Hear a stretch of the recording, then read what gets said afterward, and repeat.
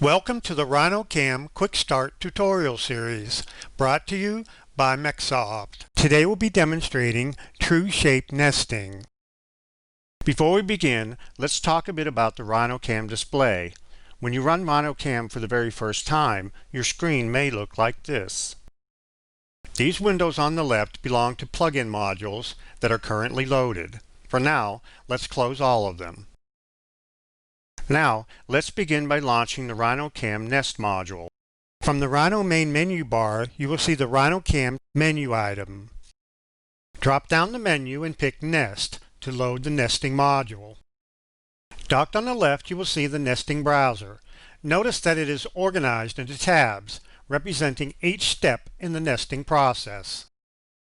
You can resize the width of the browser, making sure that all of the command icons and menus are easily accessible. Now, let's load the part file containing the geometry for nesting. From the Rhino standard toolbar, select the File Open folder icon.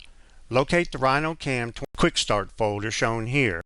Then, select the RhinoCAM part file named True Shape Nest Quick Start Tutorial, and then pick Open. The following basic steps are included in the nesting process. First, we load the RhinoCAM Nest module and define the nesting type to be performed. Then, we open the Rhino drawing where the stock material and production parts are staged.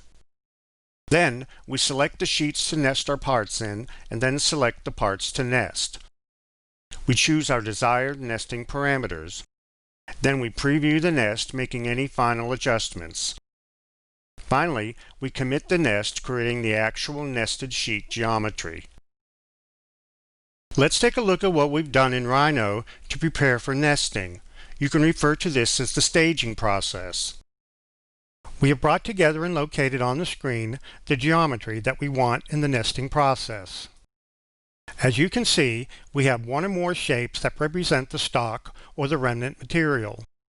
We also have one or more shapes that represent the production parts that we want to nest within the stock material. Now, from the nesting browser, choose the Select Type of Nesting tab. In this guide, we will be demonstrating true shape nesting, so we will select that option. You will notice a Help button located on each tab of the nesting browser. Selecting it will display documentation for each option on the active tab.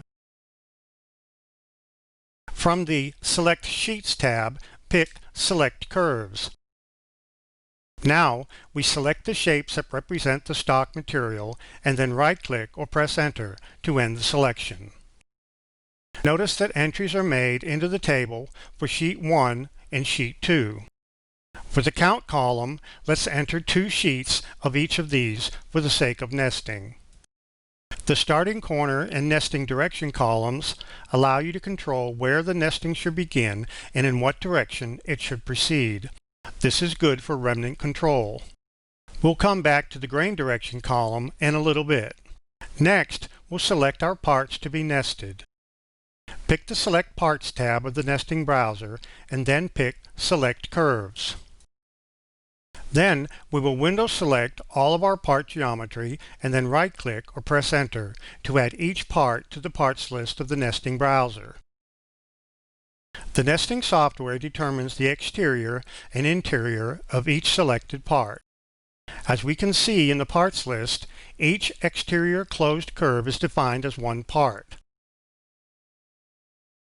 Any interior closed curves are defined as holes within each part.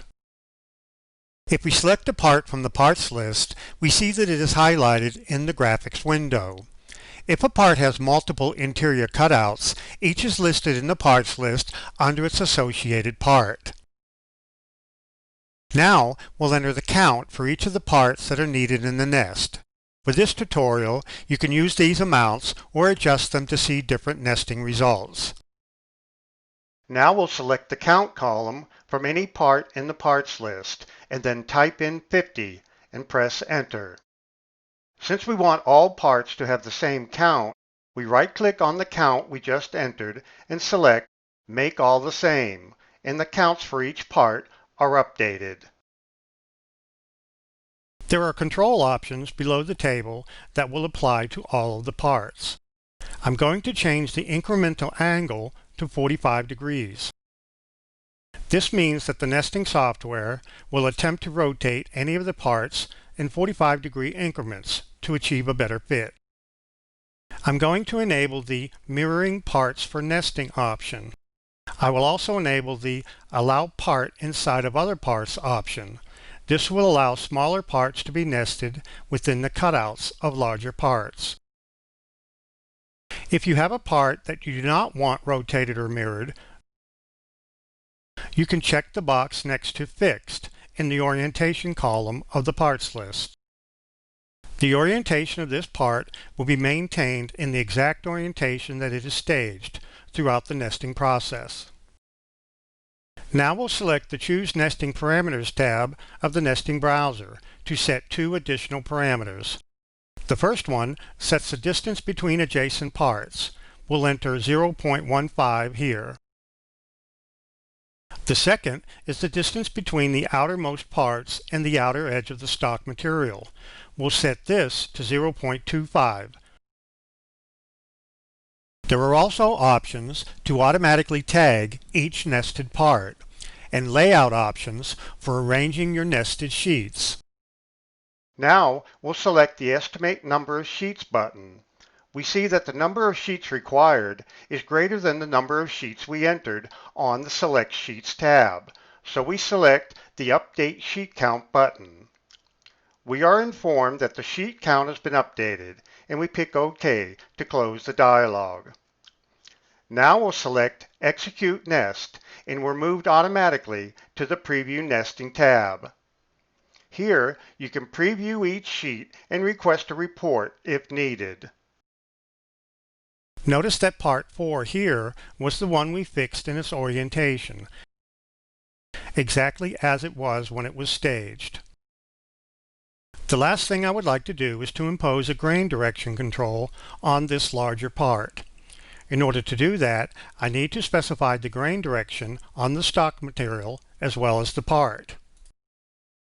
First, we'll go back to the Select Sheets tab and set the grain direction to a long X for both sheets. The system warns you that all sheets must have the same direction. Pick OK, and all sheets will be assigned the new direction.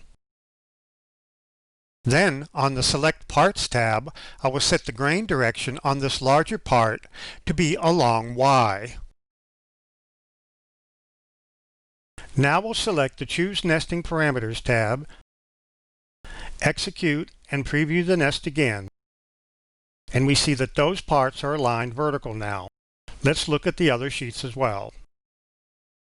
Now, each time the nest is generated, the system will calculate an efficiency factor, referred to as % utilization of the stock material. Once we're satisfied with the layout of the nest, we will select the Commit Nest button. This writes the geometry of the individual sheets onto individual layers in your current CAD part file. The geometry can then be used for machining or any other application you wish. This completes the Quick Start tutorial for True Shape Nesting, brought to you by MecSoft. For further assistance, you can visit the online help supplied with the program or visit www.mecsoft.com for additional tutorials. Thank you.